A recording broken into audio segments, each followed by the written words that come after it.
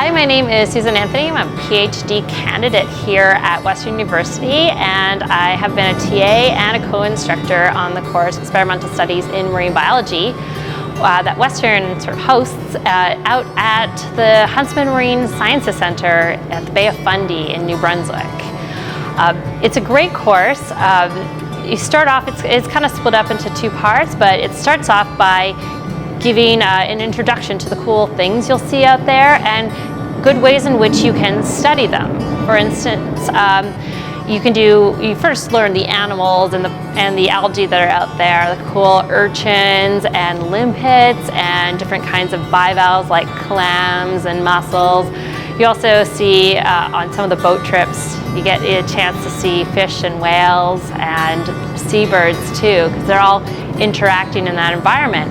And we also test you out and show you ways in which to sample or observe them. Some of it's just general observations in field notebooks, but it's also like quantitative sampling, quadrats and transects for biodiversity, and we compare different methods, and it gives you a good idea of how to study that environment. And then you get into the second part, which I find is one of the most rewarding parts of the course, is your own experimental study. So now we've given you tools, we get you familiar with the environment. Now's your chance to say, I noticed this thing. I wonder what's going on. And you can actually run your own experiments. So it's unlike any course you'll ever have, because you become the leader of part of it. So you become not just a consumer of information and following the lead. You tell us what you want to study and how you want to do it. Most years, I don't want to give away the secret, because we often find big masses of squid egg capsules on the beach, and people always say, oh, what is this? It's like, oh, take a bit of it back to the lab and tell us what you think it is.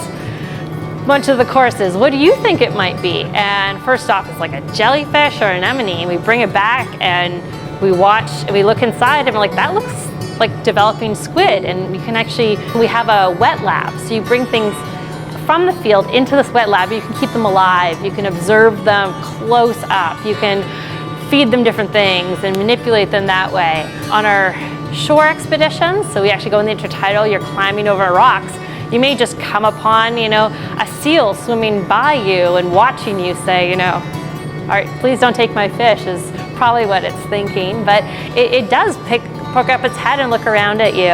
And sometimes taking a lunch break, sitting out on the rocks, and you'll see a whole flock of birds. And we have cool guillemots and cormorants, which are my favorite. Bald eagles flying by, and watching them try to swoop down and capture fish is great.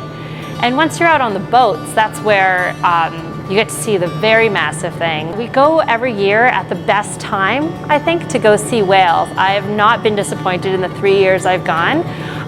You tend to see lots of pods of harbor porpoises, which are very cool, but we've had a right whale, which is more unusual, come by our boat and dive right next to us.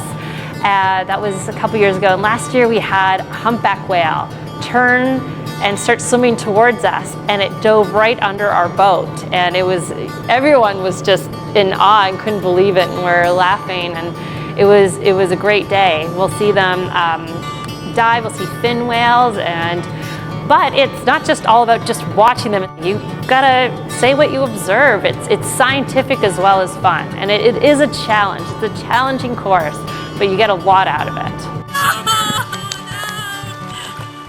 Oh my God.